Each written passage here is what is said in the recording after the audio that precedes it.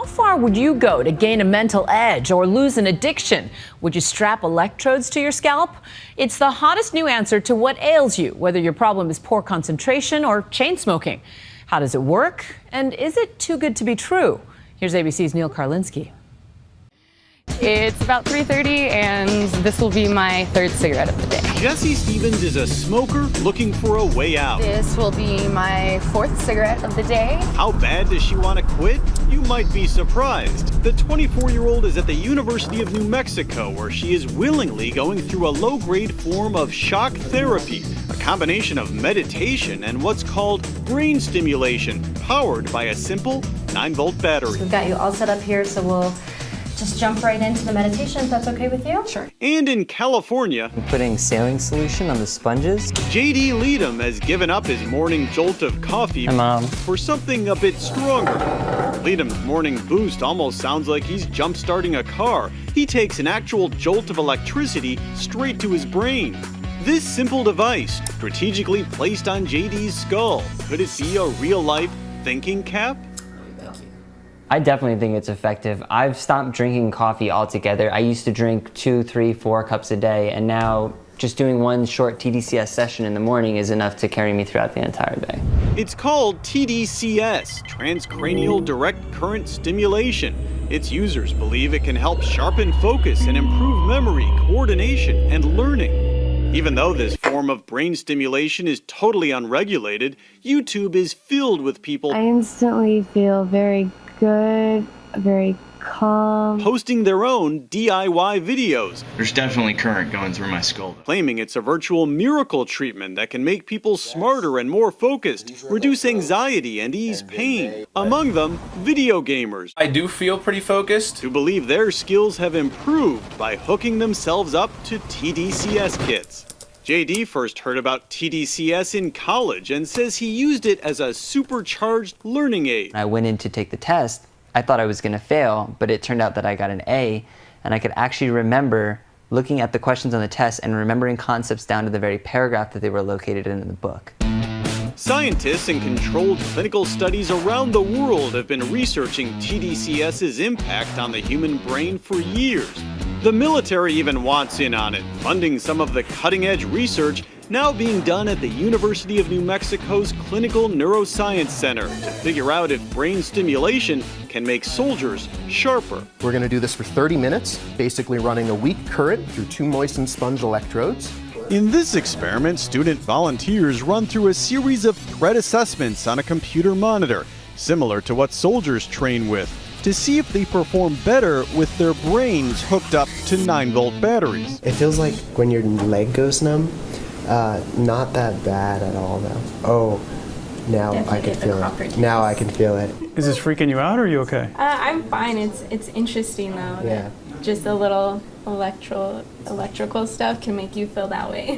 Unlike traditional shock therapy, in which a patient is put under general anesthesia and a seizure is intentionally triggered, TDCS is very low power and, for many, hardly noticeable. Are you feeling smarter? No, not so far. Are you feeling less smart? No, if anything, slightly uncomfortable, but nothing major.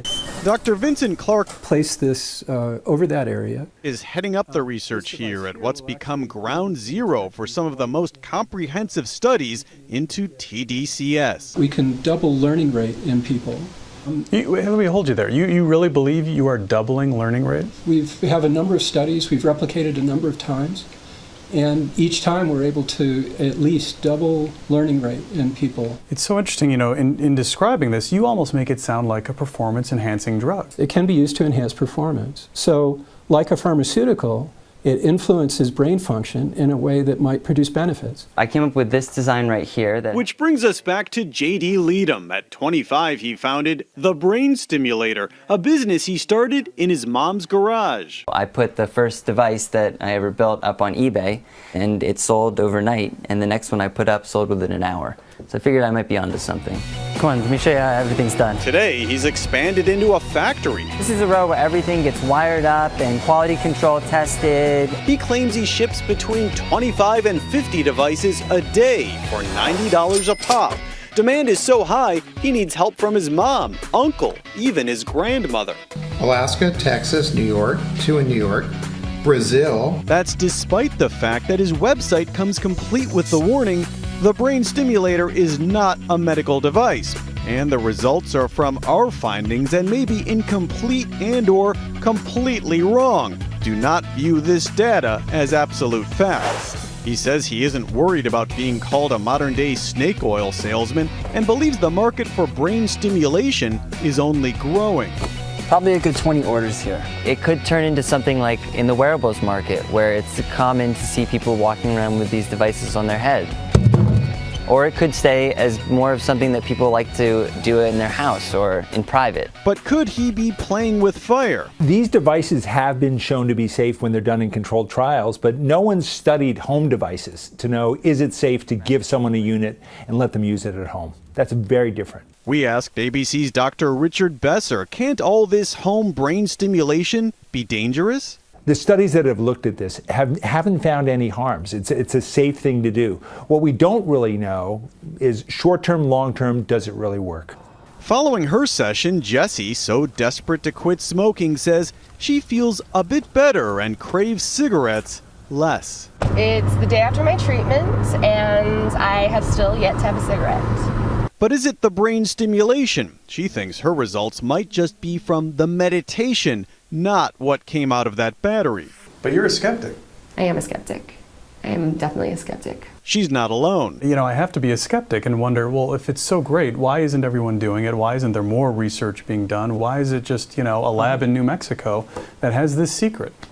I think part of it is it's so new that nobody has heard of it yet. A lot of the big studies that need to be done, safety studies and large clinical trials, haven't been done yet because they're very expensive. Dr. Clark says buying a homemade kit might be risky because no one yet knows if there could be long-term effects. And while he is a believer when it comes to easing pain and helping with learning, even he is cautious. Do you stimulate your brain? I have in the past, but I don't typically. I don't need it. I don't drink coffee either. I don't feel like I need it, I'm Neil Karlinski for Nightline in Albuquerque, New Mexico.